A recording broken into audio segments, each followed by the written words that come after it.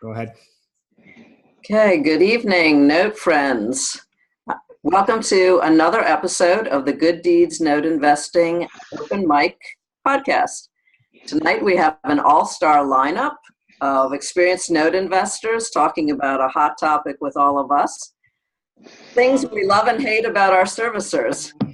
We're thrilled to have with us Chad Erbschot from Canada. Hey, Chad, say hello. Hey guys, how's There it he going? is.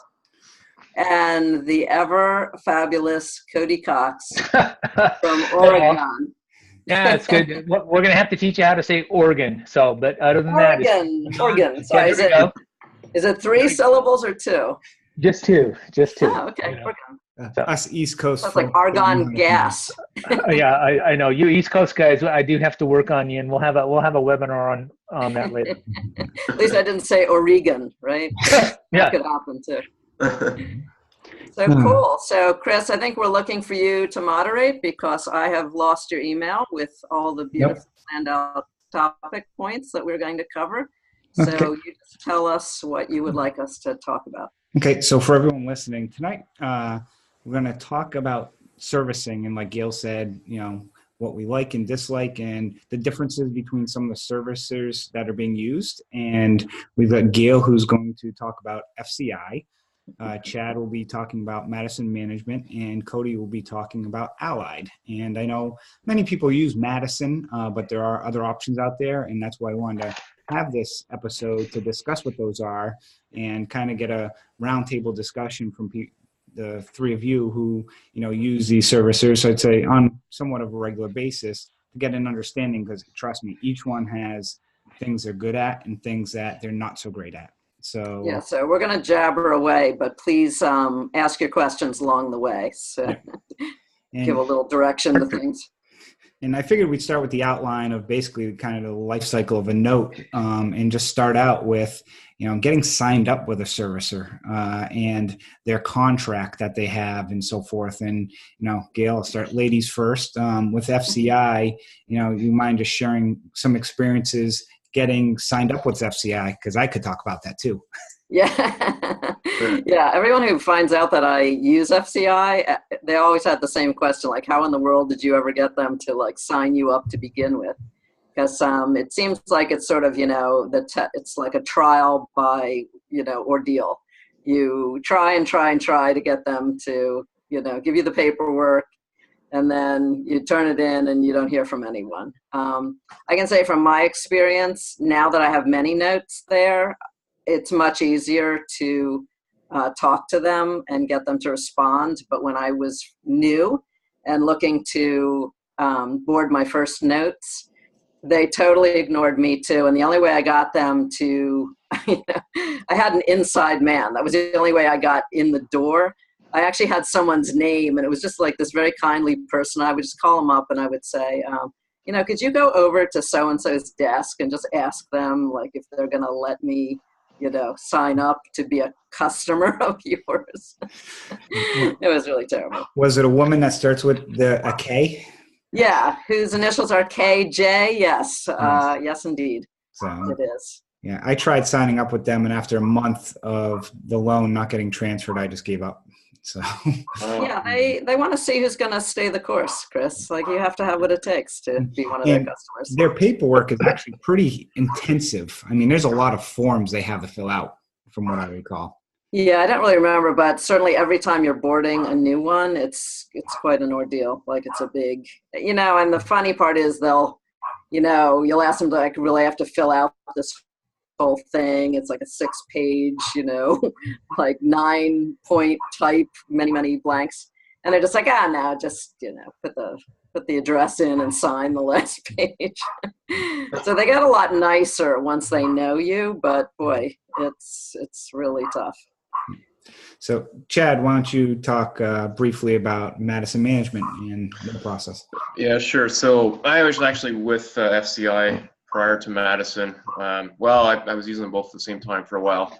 I don't remember FCI being all that cumbersome signing up with them, but that was probably two years ago now.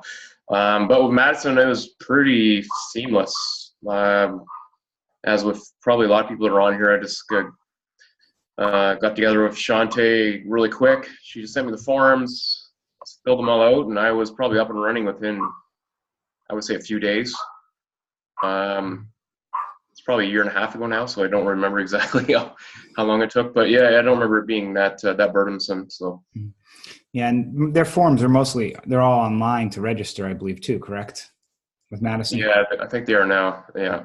So, Yeah. And Cody, how about Allied? Because I've heard a lot of good things about Allied, and I know they're somewhat, I think, a little newer, or they've been around but haven't. Actually, Allied's been around for a long, long time. I signed up with them originally, I think probably about almost 4 years ago. And I like Allied because they're vanilla. They don't have a lot of bells and whistles. They just kind of get the job done. Their sign-up procedure was a pretty simple form. When I first signed up with them about 4 years ago, it was on a manufactured home in a park that I'd bought a seller finance note. And it was supposed to be a pretty good deal, but they serviced that just really well. And then the deal went sideways, and some of the guys the guy that sold the note to me flaked out on some guarantees that he gave me, and eventually I just basically gave up on it, and they just said no problem, and they just shut the loan off and quit charging me. So they seem to want to work with you. The contact there is a gal named Melissa, and I have every time I try and get a hold of her, she's always amenable. They're starting to get out a little bit more to some of the various conferences. They may even be at Paper Source, which is coming up here real soon. I saw them at Node Expo last November. But again, they're just kind of a plain vanilla kind of thing, and I kind of like that. So the one thing that you do is when you have a loan that you want to board with them, they've got their cover letter and you submit it all at the same time, and then within a couple weeks, you get the email says it's boarded up. They just recently got a portal. That's kind of they've been around for a while, but they just within the last probably 3 or 4 months have a portal that you can access with pretty good information on it. So I've used those basically for loans that I have in my IRAs, either seller financed notes or, performing notes that are in an IRA that I own. I've got one loan left with FCI, and then I've got several ones with Madison, but I've kind of used Allied as just that specialized little servicer that they just seem to do the vanilla thing and remit payments to me every month, either by a check or they're wired in my account if that's the way I want to go with it. But, I've been really pleased with them. They answer the phone and they talk to you, and they seem real workable. So, yeah. So kind of rolling into, you were talking about the boarding process, and I think a lot of people, especially newer investors, may not fully understand the boarding process because it is a time-consuming process that can take up to a month's time between a goodbye letter going out and a hello letter being sent by your servicer. Within the boarding process, Cody, with Allied, and I'm familiar with Madison, that they have a form you fill out and stuff like that.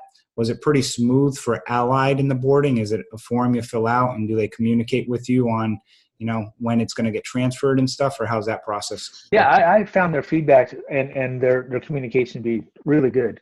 Again, the uploading doesn't seem to be onerous. There's not a lot of they don't seem to have any problem processing it. You get it in, they get it in their system, they get the goodbye letter out or the welcome letter. And I've been very pleased with them. But they don't have a lot of those ancillary services. So, if you've got an account that needs a lot of ancillary services, such as, the high level collection, the high touch kind of stuff to the borrower, then they may not be the right ones for you. But if you've got a performing CFD, that manufactured home that I did about 4 years ago was in a park, and so it wasn't even really real estate. And they were able to service that with any real problem. So, from that kind of aspect of it, if you're looking for a boutique servicer that is, vanilla in flavor, I like those guys. And, they only charge me $18.50 a month for the payment. So it's not like it's a huge $40 a month kind of thing. So, Wow.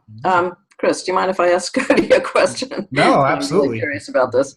So Cody, to me, like one of the, the most important aspects is sort of the accessibility of reporting and information. Before Allied had a portal, how would you find out like what the activity was on your loans? You'd have to call them or email them. And, they have a little 24-hour service level agreement where, they'll get a response out to you within about 24 hours.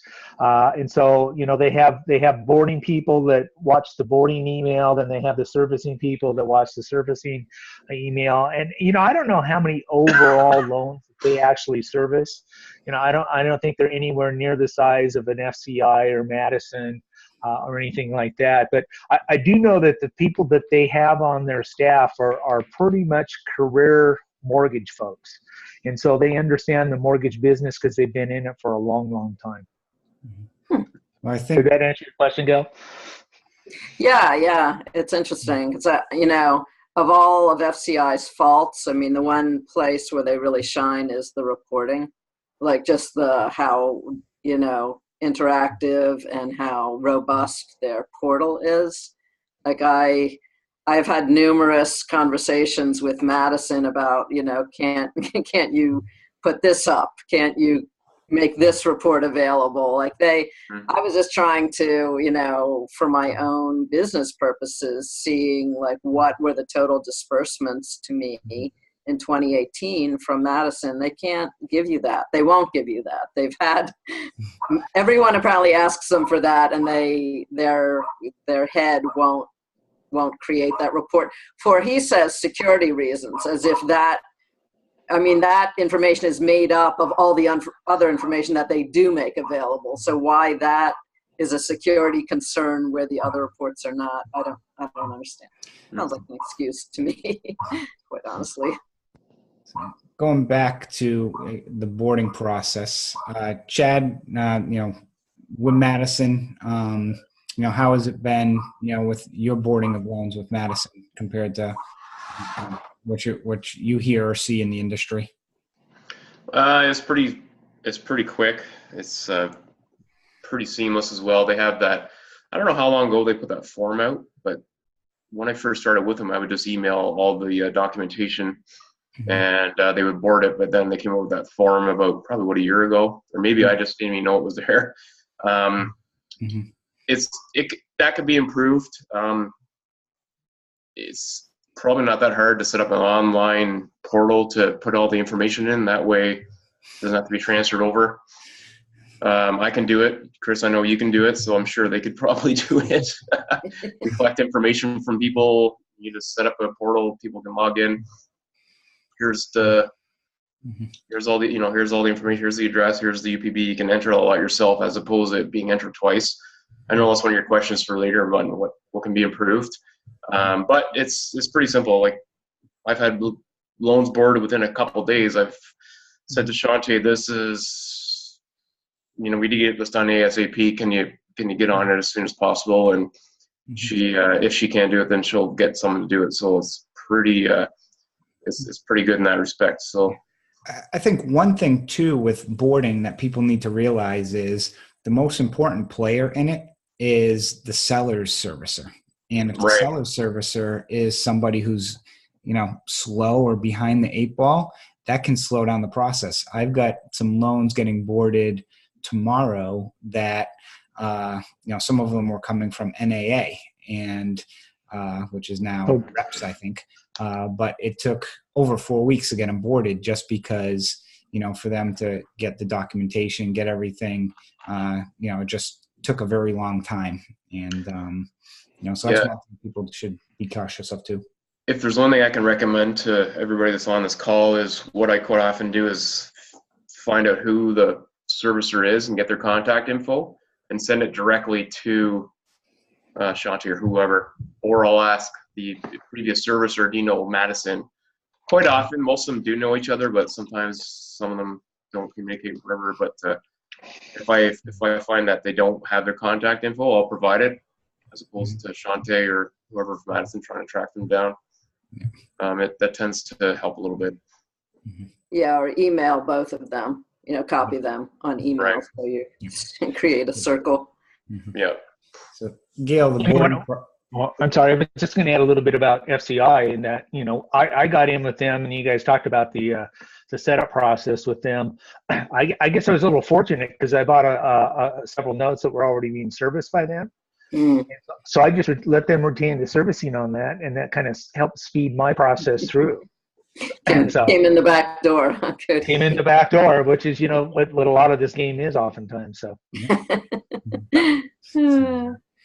Gail, FCI with the boarding, and I was going to make a comment because you mentioned Cody mentioned the 24-hour email response with Allied, and I know this individual's at FCI replies back with they'll get back to you in 24 hours as well, but I think their clock must be broken because I think I'm coming up on about 700 days and they never responded to me. But as you can see, I have a lot of love for FCI. But, yeah, I'm feeling it. That's why I left too. Yeah, well, it feels like both the strength and weakness of FCI is they've got so many people working there. Because there have been times when things have gotten lost. Somebody thought somebody else was doing it, and it just got, dropped. Yeah, I mean, I would say I have found very similar boarding times between FCI. I have things at Madison and FCI, and it's pretty similar. I mean, when they're busy, things wait, and when Chad was saying, Shantae's very accessible. I mean, that's the big difference. There used to be people inside FCI, and I remember talking about this in a webinar. Like, when the people there, like, things can happen really lightning fast, but they've had a lot of turnover. Particularly in the person who monitors the lender request email, which is the main way that you communicate about everything. If you don't know the people in the escrow department or the people in the transfers department or whatever. So, it's patchy. It's up and down.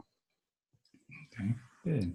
So talked about getting set up with them quickly, talked about quickly the boarding process. I think kind of meat and potatoes component to this is their online portal systems. And most of my loans are with Madison, which I would actually probably rate their portal as like a C-. And, the servicer who I've seen that actually has the best portal is NAA.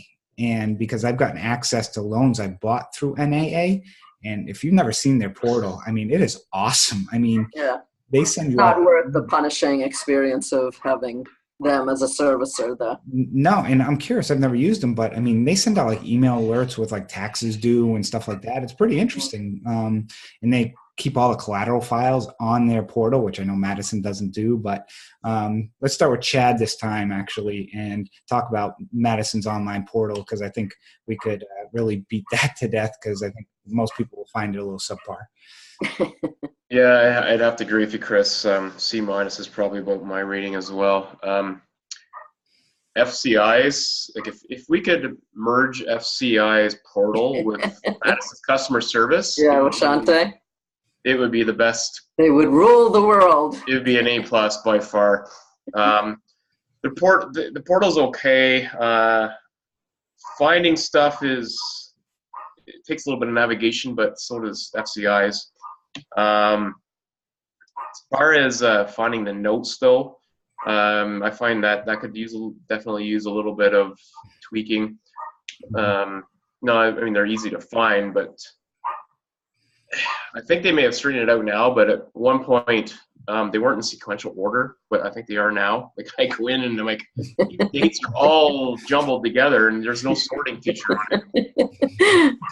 Oh, it was driving me nuts for a while, but I think it is fixed now. It seems to be better. But then they put emails in with the conversations, and anyway. But that's it's just a little bit of nitpicking. But I mean, it does serve its purpose. It could definitely use some more reports, such as the one you're mentioning. Where you can try to get your disbursements that were paid. That would definitely be a big help to compare it with the accounting at the end of the year. Another servicer, I never actually used them, but it was in a previous partnership, was Essence Servicing. Theirs was unbelievable. I thought FCI's was good, and I took a peek at theirs. I think it might have been before I saw FCI's. Wow. I've used them as well, and I still would put NAA's above theirs. Oh, really? Okay. Yeah. Anyhow. So, yeah, NAA was one of my first servicers because I bought a Harbor note, and a wise, more experienced person said to me, "Oh, you should just leave it at NAA and have that experience." And whew, boy, You learn not to do. I mean, they go to a point. It might be where, better now. They've merged, right? Or they've changed names, or they've done something. I mean, simple things too, like what they do is they go and, I'm hoping other services listen. Like if you send out somebody for like $20 every quarter to take pictures of the house, they upload all those reports in there or show the photos. I mean, Madison, and again, I use them, they've got nothing. I mean, you can't even find like the old collateral or anything like that. No. They get all these images and documents from, thousands of documents from prior servicers. And they don't even put it in like a reporting folder or anything, just so you can see some of those. No. Some of that information is kind of important that seeing, but. Yeah, when I was with FCI, Gail, you know this, and Cody, yes, as well. That's information is all there. I was so shocked one day when I was still using both of them. Like, oh my gosh, all the seller's data is here. Yeah, and I was going through it one day. I'm like, oh, I wish I'd have known this months ago that this stuff was here. But I guess if there's anything that I do like about Madison's is when you log in, you get the dashboard and you can see all your loans, which I found, I guess FCI's especially was kind of cumbersome trying to get to that point. Maybe I didn't have it set up properly, but it is nice when you do log in, you can see them all right in front of you. So you can start honing right on what you want to find. One of the things what I like about FCI is that if you have multiple entities, everything is in your dashboard. Like if you have multiple entities at Madison, you have to log out and log back in under the new other one. Like there's just so many things. And like I just did my bookkeeping for the last 2 weeks, and you get these amalgams of either money or servicing fees, and then you have to unravel it, and sort of like how easy or difficult is it to unravel in FCI's case. Like I can just run a report of all disbursements from one date to another, and I just get like a big list, and I can just look at the loan numbers and know exactly. It'd be so much easier if they would put people's names on instead of the loan numbers too. Like who knows what the loan numbers are? But on Madison, like you literally have to log into their Citrix data, portal, their accounting portal, which is not the regular portal. The share You have to go rummaging around because the dates of the invoices and the payments don't match the actual dates that either the money was put in your account by direct deposit or taken out. So it's always like a best guess, like, oh, this happened on this date? Which of these dates, like 2 weeks earlier, might be the one that explains what it was for? Two things, and then we'll get to Cody about Allied, I like about Madison are, one is you can run a report to show their conversation log over a certain date. So if you want to see who they called the last 2 or 3 days, you can run that. And the other is that you can run reinstatements and payoffs. So when your attorney says, hey, give me a reinstatement due, up to May 1st, I can go in and do it instead of emailing somebody and waiting 2 days to get it. I can go in, take it, and send it right off. So, FCI has that about the reports also, not to overpraise them, but they've got that. And make sure you do it yourself, because I got nabbed several times for them running that report for certain lawyers. $15. Yeah. $15 a pop. Yeah. Oh, they charge. Yeah. Yeah. Who's the they we're talking about now? Madison. Madison. Oh. If you ask them to do it, they'll charge you $15 for each, so it'll cost you $30. If you go in and do it, it's free. Free. Mm-hmm. Yeah. So, Cody, you want to talk about a little bit about Allied? I know you mentioned they just got an online portal.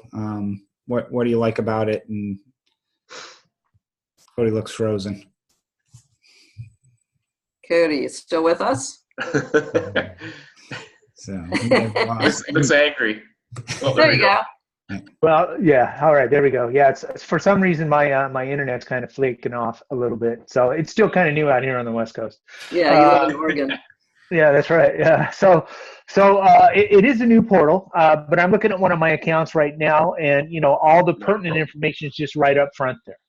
And so I can see everything, last payment made, due dates, amounts, all that sort of stuff is right there on the dashboard as you look into it. And you can flick over between different loans very quickly. And they have them all by loan numbers, which also you can have multiple entities with them. And so that's very easy to navigate between them all. I'm still trying to figure out, again, I've only had some things going with them for this year. Since 2000, because the other one has been gone for a while, but since the portal came out, it's so new that I haven't experimented yet to find out what other various reports they may have. So there's still a lot of stuff that they need to bring up on this, and it's still very, very plain at this point in time. But and I'm sure that they'll develop it because they're trying to build their servicing portfolio as well. So they're listening to folks and trying to enhance it. But it's just all the stuff's right there, and I'm pretty pleased with it because when you're doing a full-time day job to come home with that 3-hour gap to try and get stuff done, you just not want to look and make sure the payment's made and move on to the next thing. But one of the things though I wanted to say here is that in my day job, the day job that I have, I manage a portfolio of 2,000 loans at $375 million worth of UPB. And we're in the process of trying to go through, so I've had a little servicing background. We're trying to upgrade our system because the one that we're using right now is like a mid-1985, 1989 kind of system. Wow. And I got to tell you, as I'm out there trying to find out what's going to be the right servicing system for what I do with my day job, there's a lot of things out there. And so when we look at the various differences between, the servicing systems that we're talking about tonight, there's a lot of stuff that these servicers have to do that all the things that they have to do from a compliance standpoint, as well as reporting and borrower information and call logs and payment logs and all these kind of things that they have to put together, the year-end statements, the social security numbers, whether there's a transfer, all these kind of things. They've got a pretty heavy load. And so it's just kind of interesting for me to be on that side of the fence as well as actually be a servicer as I'm going through looking at a whole lot of systems trying to figure out which one we want to purchase. So it's very interesting. So one other thing as we talk about kind of portals and some systems is kind of some of the ancillary services of servicers in regards to a lot of times many of us deal in the non-performing world. So certain servicers are very restrictive on using their attorney versus, allowing you to use your own, and also the types of documents they may do as assistance. And I know, Cody, you mentioned Allied's pretty bread and butter, but I know other services might do a loan mod and type that up for you or forbearance plan.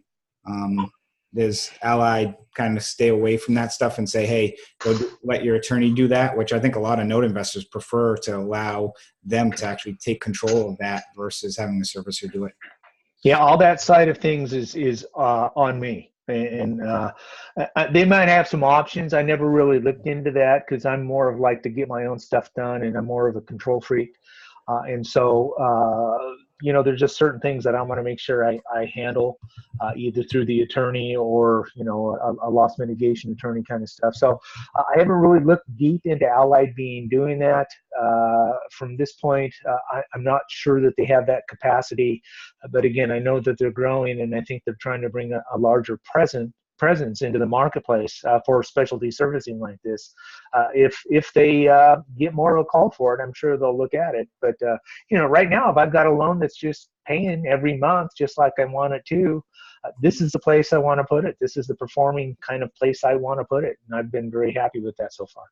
Yeah, and you said it's what, I think $18 to $20, and that includes the escrow too, doesn't it? Yeah. Well, I've got it set up so if there's an escrow, the borrower's paying for that. But just them cutting a check, just them taking the payment and doing all the, the paperwork for the payment history and the year-end statements, $18.50 is what I'm being charged on that. Mm-hmm. Okay.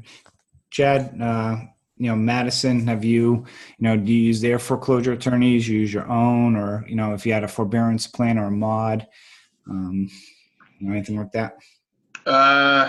No, I've never actually used them for for any of that. It's always There's a reason people why you see Chad and people like Cody not using them. Yeah, I did give them a chance once to do one, and it was what was it? I think it was a deed in lieu or cash for keys or something. And they emailed me or called me up, said this person wants to get out of their mortgage. They're willing to do a cash for keys. I'm like, okay, great. And they said, well, we'll get local counsel to draft it up. I'm like, okay. 3 months later. Yeah, well, no, it wasn't even that. It was like a couple weeks, and I was like, hello, where is this going? Is this? They're waiting for a fee approval or something like that from local council, and this local council came back to them 2 weeks later saying they wanted a retainer. I'm like, done. I'm taking this over. Thank you very much. 2 weeks later, a borrower can completely change his mind and say, listen, I'm, foreclose on me, right? Yeah. You got to take action immediately when you hear Exactly. something like that. So that was kind of my first and only chance I really gave them. So I use a loss mitigation firm, like a borrower outreach firm, a third party. Everybody knows who they are here. Cody uses them as well.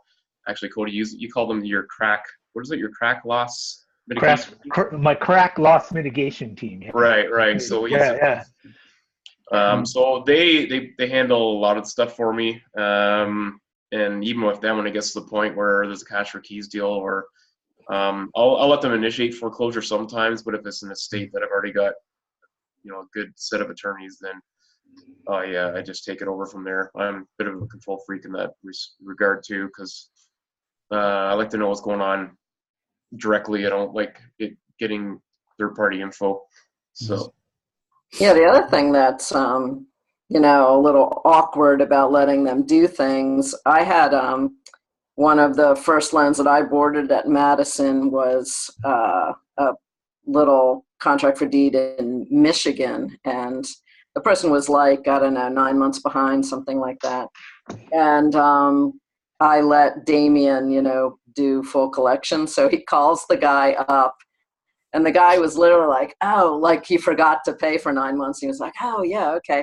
And he immediately wrote like a giant check for like $4,700 in a very short period of time, and almost brought it current completely. And Madison immediately charged me $500 for a reinstatement. Yep. Like, then we're working on this guy. Finally got him to do it. And I was like, seriously? You made one phone call. It's right there in the logs. And the guy just started paying again. And that's one thing that we'll talk about on another episode, but there's a lot of fees out there, and you got to really read, because if there's a short payoff or a payoff, typically these firms will take 3% or $1,000. The forbearance plan is $500, a trial payment plan is like $300, and you can charge it back to the borrower, but you just got to be to know, that there's. Yeah, I was walloped with one a couple weeks ago. I have a CFD in Michigan. Bought it just right around Christmas or right after, maybe January. The reason I bought it was the place was for sale, and there's a ton of equity. Low balance UPB. I wouldn't normally bought it. The seller was not very negotiable, but ended up paying, I don't know, 60%. Still not a bad deal. It was semi-performing, and I thought, oh, this is a no-brainer. They're going to sell the property, and I get a full payoff. So I let Madison do the full collections. They're a few months behind, so this is this is an easy one. Well, I get an email. Oh, the borrower is ready to settle on the debt. And I'm like, okay, great. What is their plan to sell the property? Well, we'll get back to you, but in any event, there's a $1,000 fee for this, and a minimum $150 for documentation. I was like, well, seriously? Okay, well, first of all, what documents, why are you charging me for these documents? Do you know what documents are required? And they said, well, we have to confirm with our attorney. They may be more than that. And like, well, I've actually done two of these already, so I've actually got the documents, so you don't need to charge in the event. I got an email Tuesday this week. Yes, the borrower is ready to settle the debt, and they basically offered half of what the UPB was. Plus, they wanted $1,000 off, so your net will be, the payoff amount minus $1,000 and $150 for the documents. No, they had the place listed for sale for 3 times that amount. I want a full payoff to the cent, thank you. If any event, so sorry for venting, but there's yeah, I think it's time. Hey, Gail, I do want to touch on one thing with FCI, because if you have to foreclose, don't they make you use their attorneys? Yeah, well, you just asked that to Chad. Yeah, so FCI used to feel a lot lighter and more breezy back, like in the heydays, the old high times of 2017. They've gotten very super rules bound, dogmatic. They always excuse it by saying that they're under all this compliance pressure, but I don't see other servicers having all the rules that they do, so it just seems like random and annoying. But yeah, if you are going to do anything legal, you have to use one of their vetted attorneys. And I've found this out in the middle of something where I wasn't using a vetted attorney, and they started immediately giving me a hard time. And if you have an attorney you kind of have to get them to be vetted in order for everything to go smoothly. And I don't think it's a huge hassle, but they have a huge compliance paperwork thing that your lawyer has to go through. A number of attorneys I've worked with have done it because they hope to get other referrals from, they thought they were basically signing up for a referral program at FCI. They don't realize that they're just going to sit and wait for someone to ask for the list of who's on their approved list. But they have a lot of rules that are really, really difficult. If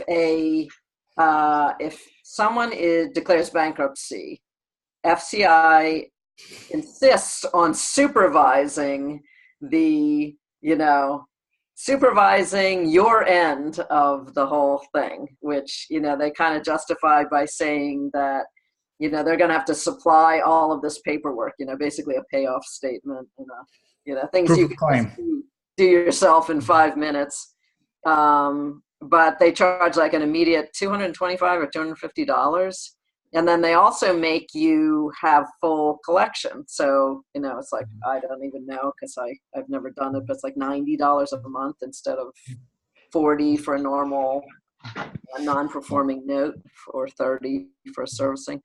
So it's just, it's just such a power grab. Well, let me just interject something there, because again, being a servicer myself, there's some reasons for that, and I'm not defending FCI in any way, but it goes down to the interpretation of their in-house attorneys, and so they all have to comply with RESPA, they all have to comply with the Dodd-Frank legislation and things like that, and so the interpretation of their in-house attorneys is what causes them to do that, and what they feel their risk or liability might be. So FCI may look at it from a very conservative perspective on that and want to try and manage all those aspects of it. Some of the other servicers don't. And so hopefully, if they run into any sort of problem, if these other servicers run into any problem on down the road, they're not going to be pinched by the legislation and the regulator. So I think FCI, is a pretty, at one point in time, was a pretty large servicer.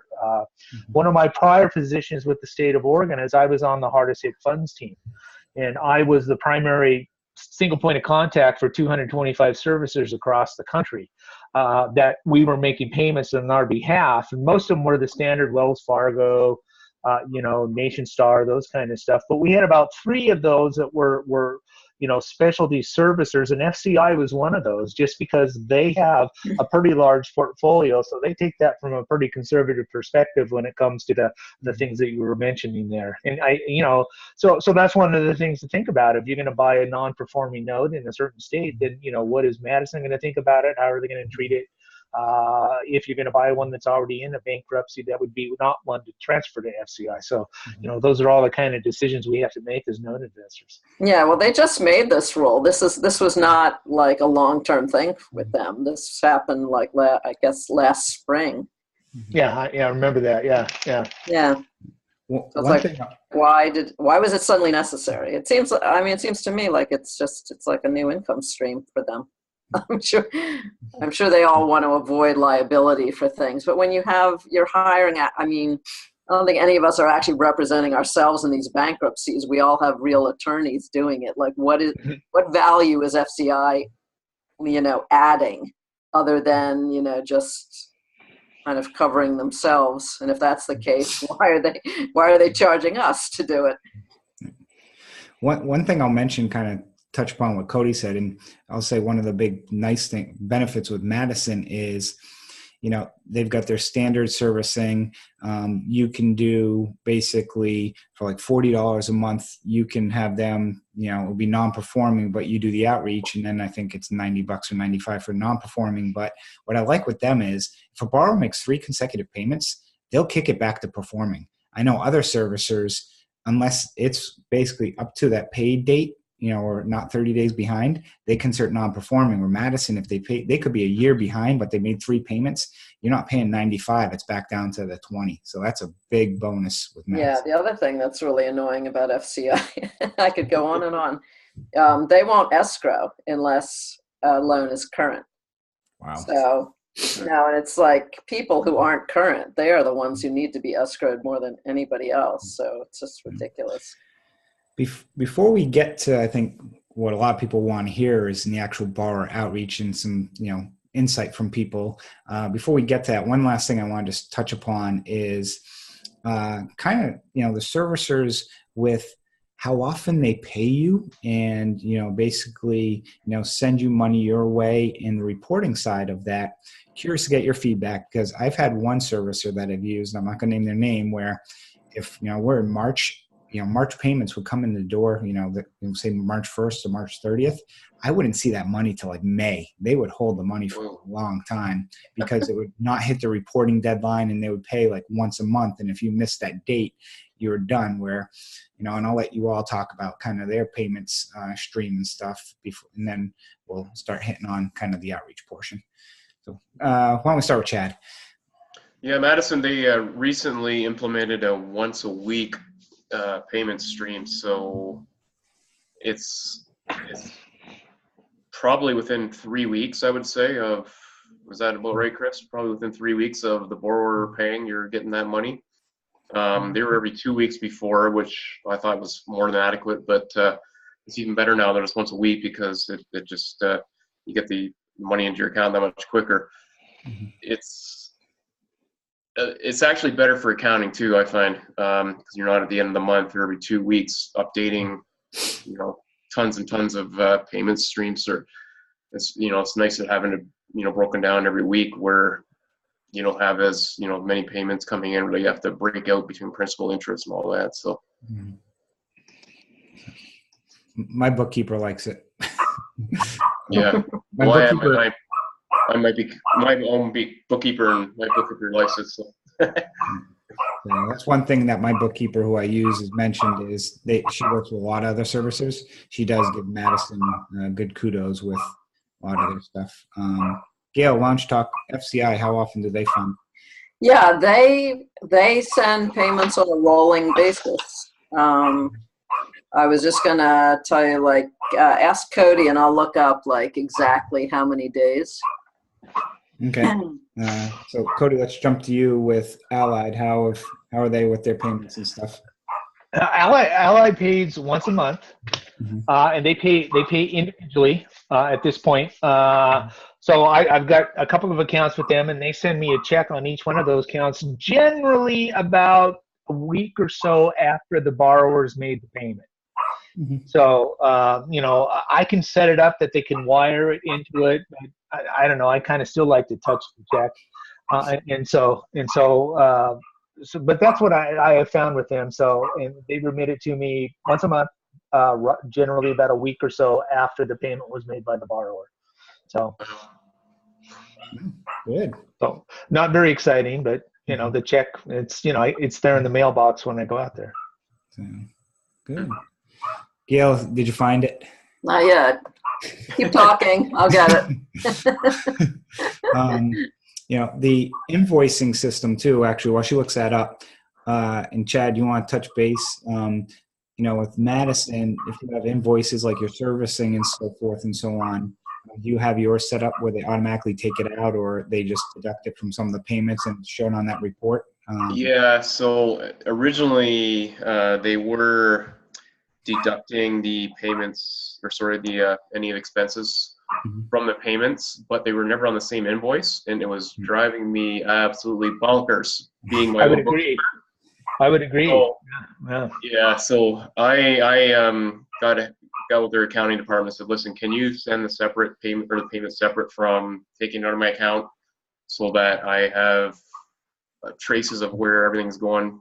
Because it was mind-boggling trying to figure out where you get that, and that was back when they're doing it every 2 weeks. So it was really tough trying to figure out where the money's coming from and where it's going to. Having said that, I'm gonna get with them again and have them.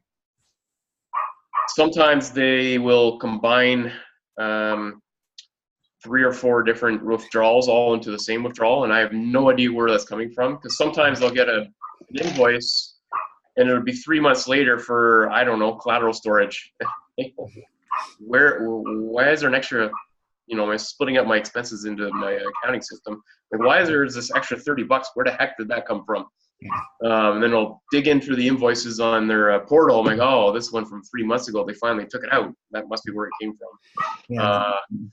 But for all intents and purposes, it's pretty decent now that I've had them separate the payments from the expenses. So Yeah, the 2 biggest things that drove me a little bonkers were when they take out, like, you had a $500 invoice and they would take like $300 out of one and $200 out of another payment to you. So when your bookkeeper goes, well, how do you separate that? And then the other thing is, I'll get like an invoice that, okay, they took $800 out of the account. And I'm like, well, it just says multiple invoices. And I'm like, okay, I've got 70 loans with you guys.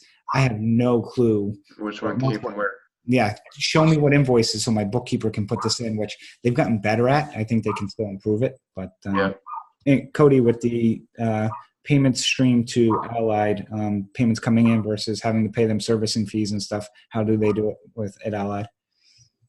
Well, basically, they just deduct it right out of the check they send me. So again, it's very easy. And since they send me a separate check on each separate account, it's easy to kind of monitor it that way. Again, those are IRA accounts, so I'm not quite as specific and particular on that. Yeah. But the ones that are for our general businesses, like what Chad has been talking about. Yeah, sometimes with Madison, just trying to, because they did switch and didn't tell us. And so, there for a while, they were withholding them from the remittance that were coming to us. And you try and match it up then, and all of a sudden they change. And it's like, okay, I got a separate invoice for the servicing fees, and the check comes separate. And I don't remember them ever telling us that they were changing methodology. So it was probably me that forced that. Well, that's what I'm finding out tonight. Yeah, it probably was you. So, or not just me. It was probably other people as well. But I was pretty boisterous. Yeah. We need to coordinate our efforts, because I send Shante in the accounting department emails all the time, like, you can't do this, guys. It's like, it drives me nuts. So, Gail. I'm trying to detect a pattern in what they do here. The first one I looked at, they paid literally the day after the money arrived. And then I was like, that can't be that they do that every time. And indeed, the next one I looked at, the borrower paid on 3/12 and they gave it to me on 3/22. So within 2 weeks. That's good. Yeah. That's really good. No rhyme or reason. So, okay. So why don't we hit the last topic, which I think, a lot of people, it's the I think why everyone, really goes to these servicers and so forth. And, their borrower outreach. And how would you rate their borrower outreach on non-performing assets if you use them, or even on performing or semi-performing if they have to contact the borrower? What is, your experience been? And, also might want to just talk about kind of how you manage them as well. So let's start with Gail. Well, I have actually never used the borrower outreach function at FCI. I have used it at, I've tried everything. I hire people. Sometimes I call people. I can't figure out what really is the one thing that works. Prayer. Okay. But so have you heard, other people comment about FCI and their borrower? No, I don't even know who does that at FCI. Like FCI, I think really is the servicer for people who have a lot of performing loans. Mm-hmm. Like non-performers, you're just kind of in the muck at FCI in one way or another. You do these like ridiculous lawyer rules or extra fees, or they're not letting you escrow. It's like a nightmare. I can comment a little bit on FCI, and that's one of the reasons I left too. I got no feedback whatsoever. It wasn't until I found the note section, after hours and hours and hours of navigating their portal, which was fantastic, but no one gives you a demo. They should have a demo set up where you can, watch a demo where you can find everything. But I remember being with them for a few months and finding a note section, like, wow, they're actually doing something, but no one ever notified me. It was the communication there is just horrid. Yeah, just horrid. And I had a couple of bankruptcy loans with them, and those were even worse. I tried to get a proof of claim, tried to get them to give me information for proof of claim. They said, "Oh, your lawyer's supposed to do that." I'm like, "Well, I know, but they need the data to fill the proof of claim out," and they never did give it to me. And my lawyer somehow, the attorney on it, they were already doing the foreclosure, and it was like it turned into a bankruptcy, and they already had majority of the data. They did their own amortization tables and worked backwards and pulled some magic, and I couldn't believe they didn't charge me extra. But the thing about them too is when I was like a year ago, when I was taking back a contract for deed, they were like, "Oh, it's already in your name. You don't have to use one of our attorneys. Like, that's fine. Like, it's already, you already own the house. This is something different." And they've gotten incredibly tight about that now too. It's like, whatever you've got, if there's a lawyer involved, they've got to be involved. And it's just a nightmare. No, Chad's story reminds me, hey, Gail, we have to do an episode on how to check paperwork. But you mentioned proof of claims. I had a case where the borrower filed bankruptcy in January, got dismissed because he did not do the the training, credit counseling. Mm-hmm. So then turned around, refiled in February. During that time, the prior owner of the note filed a proof of claim, call it for $140,000. I had Madison send me the documentation to have the attorney file it. The documentation they sent me for the proof of claim showed the proof of claim to be $84,000. Whoa. So let's just say literally 3 conference calls with Madison and kind of showing them the math on what was off. But I mean, it was over $50,000. Wow. That's why I think too about FCI and, maybe they are just being really conscientious, but they make such a big deal about how they're so by the book and they're so careful about everything. But the one time I was sued by a borrower, I wasn't actually sued myself. They sued FCI for not responding to a qualified written response request on time. They missed their deadline, and because of that, I got dragged into a lawsuit defending them, defending the indefensible at FCI. That's one thing. I think, Chris, that was one of your first questions. Is what things do you look for? That was the number one thing I look for, is making sure that they're taking the liability for any of their errors and omissions, however it's worded. So who does that? Yeah. Who, like Madison does that? Well, if it's their fault, yes, of course it is. Like that's I can't remember the exact term. Indemnification. Indemnification, yes, that's what I was looking for. Yeah. Yeah. Yeah, that's an So, important thing yeah, to look so at. Go ahead. I was just going to say that's an important aspect of those servicing agreements. You know, you get one of those to sign, and there's so many pages, and you know, in a lot of situations, you're not familiar with what all these terms and conditions are talking about. But still, it takes time to go through those things, and you've got to do that. You got to find out, you know, if they mess up on one of those, you know, qualified written requests, who's going to cover, who's the cost on that lawsuit. So yeah. So, you know, for the folks that are listening out on that, they're kind of wondering what servicer do I go to? You know, it's important to read those documents before you sign them and transmit them back. Cody, for your outreach on your non-performing stuff, sounds like you don't use Allied. Do you use somebody else for your non-performers? Or? Well, I've got all my non-performers, you know, with Madison. Okay. But because of my background, I do all the outreach on it, you Okay. know, or, you know, I'll have that, the specialty service or the loss mitigation attorney do that stuff for me. So it just kind of depends. If it's a CFD, I feel a lot more comfortable in making that call myself. You know, if it's a real note and mortgage, and those people are entitled to the property, oftentimes, you know, because of the Fair Debt Collection Act. Even though I can do that again, and I'll probably do more of that if I ever, you know, find a way out of this day job. But you know, that's why we hire those folks. So it's to do that stuff for us, and as long as we're properly, you know, allocating the cost when we're making our note purchase and our bid, that's probably the better and safer way to do it. Is hire those folks to do it.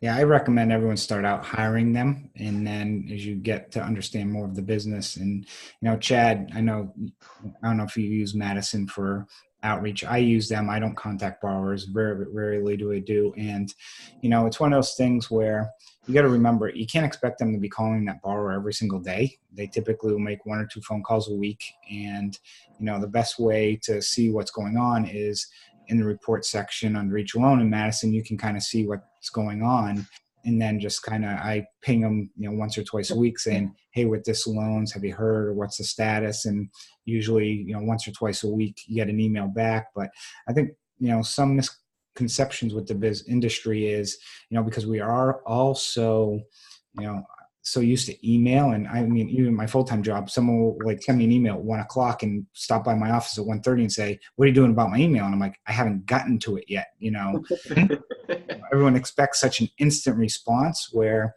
you almost have to think of servicing as going back to the days before email, because they're making phone calls. And if, you know, again, when I started my full-time job, you know, I'm still a young guy, but there wasn't a lot of email. Everything was done by phone. So things took a few days to kind of transpire. And servicing is kind of that archaic way where it's going to take a few days to transpire. And curious if the rest of you agree or disagree. And then I think we can wrap up too. So Cody can go watch the Ducks beat my state of Virginia tonight.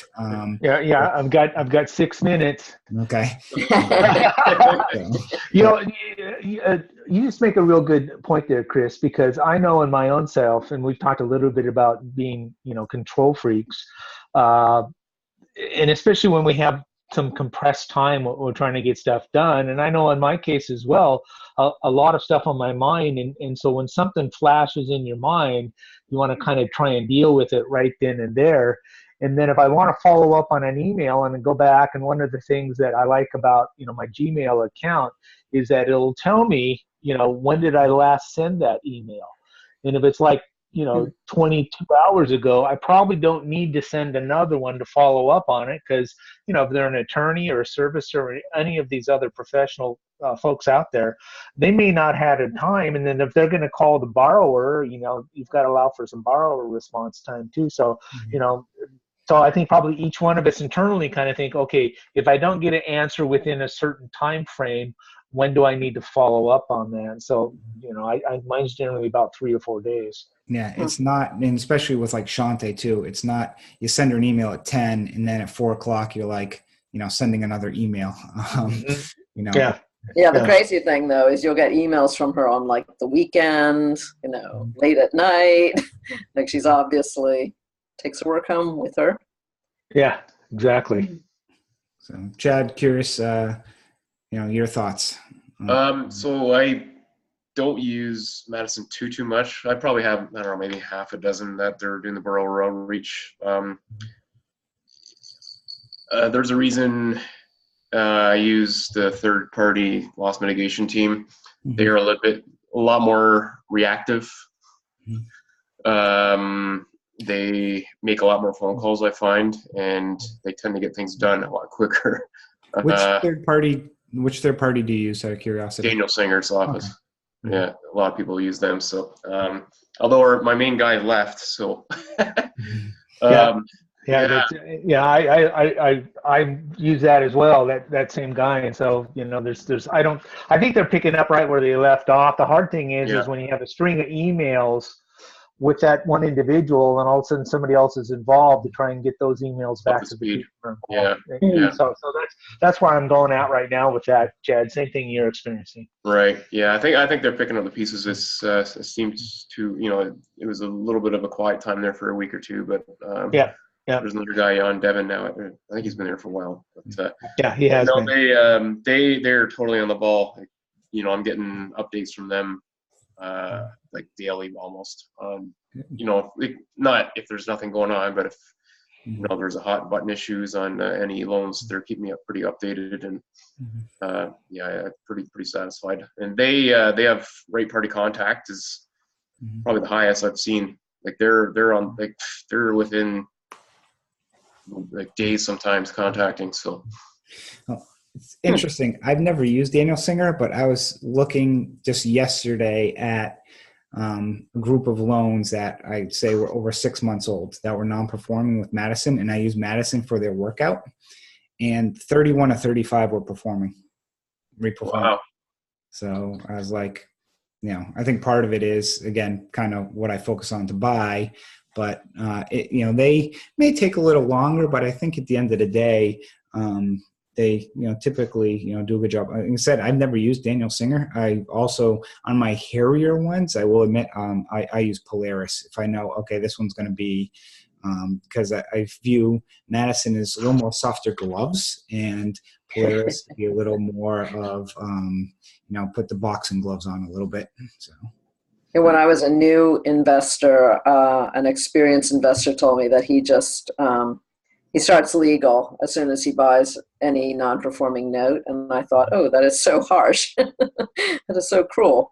But, in my mind, that meant he was taking it all the way to the end. But I think he was really just saying, I sent a demand letter. And that does seem to focus the mind and get the response, where you could be chasing someone and leaving, courteous voicemails for a long time. Yeah, that's my new tactic now. I give about a month, and if there's no response, get the demand letter out. I typically get it boarded 2 weeks. If Madison can't contact them, I send a door knocker. If door knocker isn't successful, the 30-day mark, same thing, send demand letter. The nuclear option. I think we got to wrap up. So want to thank Chad and Cody for joining us tonight, and I'll give each one of you, a few minutes. Tell them people how they can reach out to you if they have more questions, because I know, Cody, a bunch of people in the chat were, had some things about Allied and just your business. So go ahead. And I did post the contact information for Melissa Balling there, so how to get a hold of her to initiate a contact with her. But again, it's Cody Cox. You can reach me at cody@trinitynationalholdings.com. Or my cell phone number is 503-784-1417, and I'd be, happy to chat with anybody about this. So, Yeah, and you can find me, I'm all over Facebook in the Know Some Bolts group, WCN crew. Tons of groups out there that you can find me pretty easily. Or you can email me. I'll give you the short form from email. It's notes@equigrowth.com, growth.com. Somebody's Growth Capital. That's where it comes from. So, and my phone number, which is a US-based number, so don't worry about calling it. You can get a long distance charge to Canada. It's 240-4255. Yeah, that's a Florida number, right? Yes, it is. Yeah, but you think a lot about Florida during the winter months, huh? I know I do. I certainly do. Yes. It's in the winter year round up there. Yeah, as soon as you cross the border, you have to get on a dog sled. There you go. Yeah, even in July. Want to thank everyone for joining us tonight on this episode. And Gail, any last second thoughts? No, thanks, guys. Go Ducks. Yeah, thank you. And Yeah, thank thanks you for guys having for us on. asking me. Yeah, I appreciate it very, very much. Yes, it's been an honor. Thanks so much. No problem. And thank you again all for joining us on this episode of the Good Deeds Note Investing podcast. And join us every Thursday at 8:30 p.m. Eastern for our open mic night where we try and answer your questions.